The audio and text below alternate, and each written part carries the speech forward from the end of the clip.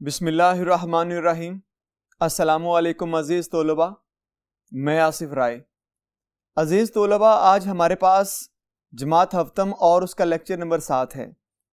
گزشتہ لیکچر میں ہم نے سبق پڑھ لیا اور اس کی مشق رہتی تھی، تو ہمیں آج اس سبق کی مشق کو حل کرنا ہے۔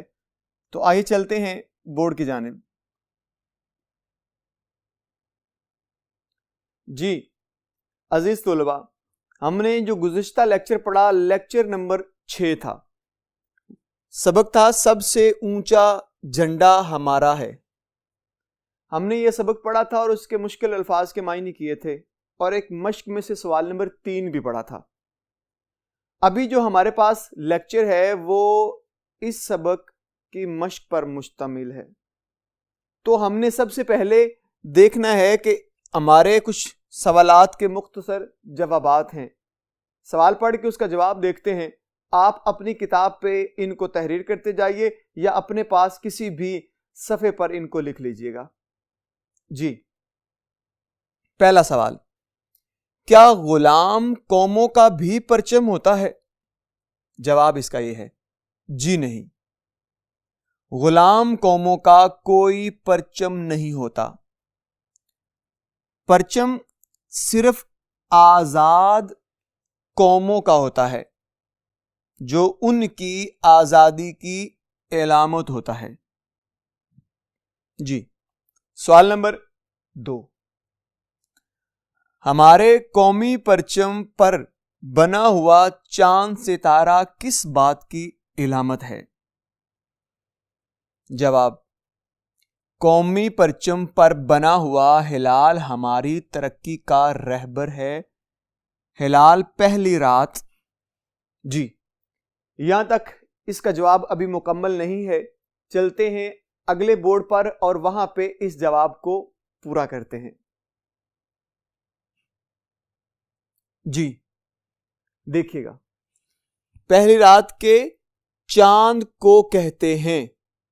جس طرح ہلال بڑھتے بڑھتے پورا چاند بن جاتا ہے، اسی طرح اللہ تعالی کے فضل و کرم سے ہمارا وطن بھی ترقی کے راستے پر گامزن رہے گا، اور اس پر بنا ہوا 5 کونوں والا ستارہ اسلام کے 5 ارکان ہیں۔ جی اب ہمارے پاس سوال نمبر 3 ہے، اس کو پڑھتے ہیں۔ پاکستانی پرچم کا ڈیزائن کس نے تیار کیا؟ جواب، پاکستانی پرچم کا ڈیزائن امیر الدین کدوائی نے تیار کیا۔ سوال نمبر 4، 5 کونوں والے ستارے سے کیا مطلب ہے؟ جواب، 5 کونوں والے ستارے سے اسلام کے 5 بنیادی ارکان یعنی کلمہ طیبہ، نماز، روزہ، زکوٰۃ اور حج مراد ہیں۔ سوال نمبر 5، کس عمارت پر پرچم رات کے وقت مصنوعی روشنی کی بدولت روشن رکھا جاتا ہے؟ جواب، پارلیمنٹ ہاؤس ایسی عمارت ہے جہاں رات کے وقت بھی مصنوعی روشنیوں میں خاص اہتمام کے ساتھ پاکستانی پرچم۔ جی اس سوال کے اس جواب کا آدھا حصہ یہاں تک محفوظ تھا، چلتے ہیں اگلے بورڈ پر اور اس کا جو اگلا حصہ ہے اس کو پڑھتے ہیں۔ جی آخری 2-4 لفظ کو لہرایا جاتا ہے۔ سوال نمبر ہمارے پاس آ گیا ہے 6، رہبر ترقی و کمال سے کیا مراد ہے؟ جواب، اس کا مطلب ہے کہ ہمارے پرچم پر بنا ہوا پہلی رات کا چاند اور 5 کونوں والا ستارہ ہمارے ملک کی ترقی کا راہبر ہے۔ جی عزیز طلبہ، چلتے ہیں سوال نمبر 4 کی طرف۔ یہ بڑا اہم سوال ہے، ہم نے اعراب لگانے ہیں جسے آپ زیر زبر شد مد پیش کہتے ہیں۔ تو ہم نے لفظ پڑھنا ہے اور پھر اس کے اوپر اعراب لگانے ہیں۔ یہ الفاظ ہیں ہمارے پاس اور یہ اعراب والے لفظ، مراد ہم نے لفظ پڑھ کے اس خانے میں جانا ہے اور اس کے اعراب لگا دینے ہیں۔ لفظ میں پڑھوں گا، یہ ہے فضا، تو فے کے نیچے ہم زیر لگائیں گے اور زواد کے اوپر زبر لگائیں گے، فضا ہو گیا۔ پھر ہے حلال، یہ لفظ حلال ہے تو اس کو یوں پڑھیں گے۔ اس کے بعد لفظ ہے ادب، تو یہ الف دال کے اوپر جو ہے وہ زبر لگائیں گے تو لفظ بن جائے گا ادب۔ پھر ہمارے پاس احترام، تو اس کے اگر اعراب لگائیں گے تو یہ ایسے ہوگا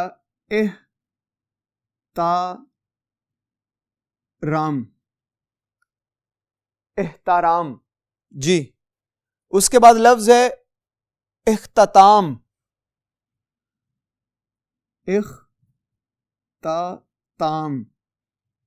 اختتام کے زیر زبر کچھ یوں ہیں۔ اس کے بعد لفظ ہے طالبات،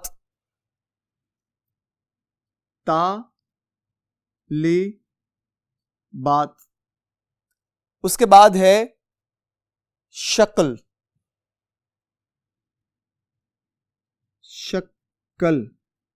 یعنی کہ یہ زبر ہے شکل۔ شناخت،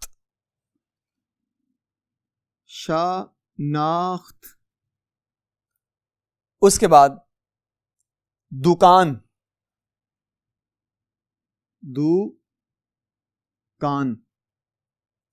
بارش،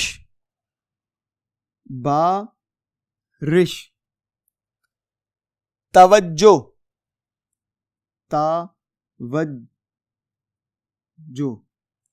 جی عزیز طلبہ، ہم نے ابھی یہ سوال کے اندر اعراب دیکھے ہیں، اعراب پڑھے ہیں کہ کس طرح لفظ بولا جائے گا اور اس کے اوپر اعراب لگ جائیں گے، کیونکہ یہ ضروری ہے کہ آپ جب بھی اردو پڑھیں تو اردو کے اعراب اچھی طرح ذہن نشین کر لیجئے، کہیں لفظ کو آپ غلط نہ پڑھ جائیں۔ جی یہ تو ہمارے پاس سوال نمبر 4۔ چلتے ہیں اگلے بورڈ کی جانب اور وہاں پہ دیکھتے ہیں ہمارے پاس آج کی مشق کا کون سا سوال ہے۔ جی ہمارے پاس اس وقت سوال نمبر 5 موجود ہے۔ ان الفاظ کے متضاد لکھیے۔ ہم جانتے ہیں متضاد کا مطلب ہے الٹ، مخالف سمت۔ تو آئیے چلتے ہیں ان الفاظ کو دیکھتے ہیں اور ان کے متضاد کرتے ہیں۔ لفظ ہے بلندی، تو بلندی کا جو متضاد ہوگا وہ ہے پستی۔ جی اس کے بعد لفظ ہے اختتام، تو کیا ہوا اس کا؟ آغاز۔ اس کے بعد ہے مصنوعی۔ مصنوعی کا مطلب ہوتا ہے کہ عارضی طور پر، ہاتھ سے بنا ہوا بھی کہتے ہیں، عارضی طور پہ بنا گیا، وہ مصنوعی ہے۔ لیکن اب ہم نے دیکھنا کیا ہے کہ اس کا الٹ کیا ہوگا، متضاد کیا ہوگا۔ جی مصنوعی کا جو الٹ ہوگا وہ ہے قدرتی۔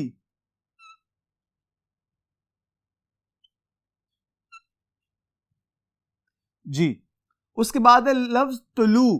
طلوع کا مطلب ہوتا ہے نکلنا، تو الٹ اس کا آ جائے گا غروب۔ جی اس کے بعد ہے ترقی۔ آپ کو پتا ہے ترقی کا مطلب ہوتا ہے آگے بڑھنا، مزید آگے نکل جانا، تو ترقی تنزلی۔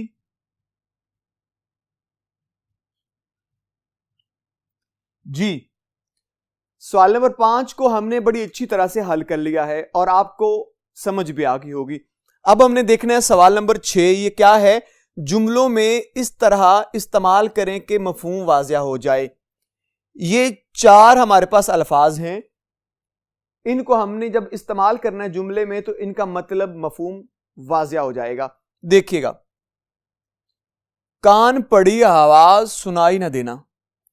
میلے میں اتنا شور تھا کہ کان پڑی آواز سنائی نہ دیتی تھی. لفظ ہے آب و تاب. سورج پوری آب و تاب سے چمک رہا تھا. چابک دستی. مداری نے بڑی چابک دستی سے لڑکے کے ہاتھ سے روپیہ غائب کر دیا. ادب و احترام. ہمیں والدین کا ادب و احترام کرنا چاہیے. جی ہمارے پاس سوال نمبر آ گیا ہے 8. دی گئی مثال کے مطابق لفظوں کو ملائیے. یعنی کہ یہ لفظ ہیں، پھر یہ اس کو حرف عطف کہتے ہیں، لیکن وہ آپ کی سوچ سے بالا تر کی بات ہے، لہٰذا میں وہ نہیں کر رہا. اس کو دیکھیے، پھر آگے یہ الفاظ ہیں، یعنی کہ ہم یہ لفظ کو اس لفظ سے ملائیں گے اور درمیان میں واو کو لگائیں گے، 2 الفاظ کو اکٹھا کریں گے. تو دیکھتے ہیں، اگر میں بات کروں تعلیمی، کرم، کمال، جان، تفریحی، ہلال، وقار. جی تو کیا آئے گا؟ تعلیمی اور تفریحی. میں یہاں پہ لگاؤں گا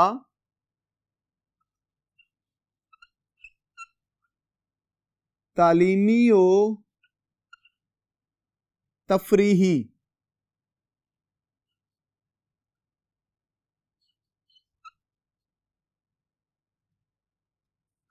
جی اس طرح سے. جی عزیز طلباء، آپ کو سمجھ تو آگئی ہوگی کہ ہم نے یہ کس طرح سے 2 الفاظ اکٹھے کرنے ہیں. آگے ہے عزت و کرم، عزت و کمال، عزت و جان، عزت و تفریحی، یا عزت و حلال، یا عزت و وقار. جی کیا بنے گا؟ جی عزت و وقار.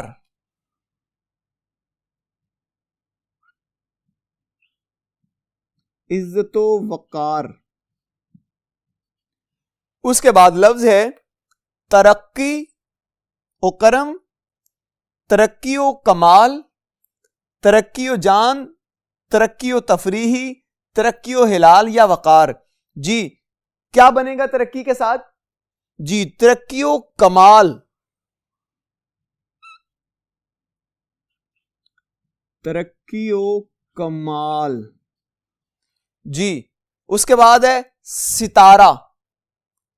ان میں دیکھیے گا ہمارے پاس کون سے بچ گئے ہیں، ان میں لفظ جو اب آئے گا اس کے ساتھ وہ ہے ستارہ و ہلال.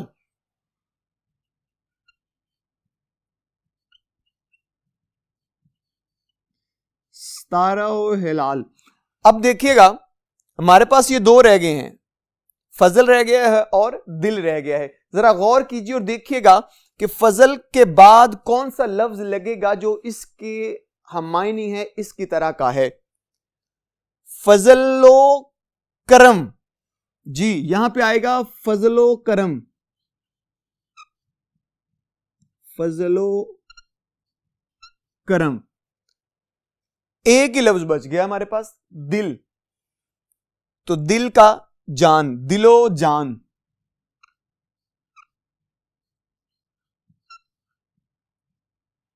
جی عزیز طلباء، یہ تھا ہمارے پاس سوال نمبر 8. آج کی مشق کا ایک سوال اور مزید موجود ہے ہمارے پاس، جو ہم جائیں گے پہلے بورڈ پر اور وہاں پہ جا کے اس کو حل کریں گے. تو آئیے چلتے ہیں پہلے بورڈ کی جانب.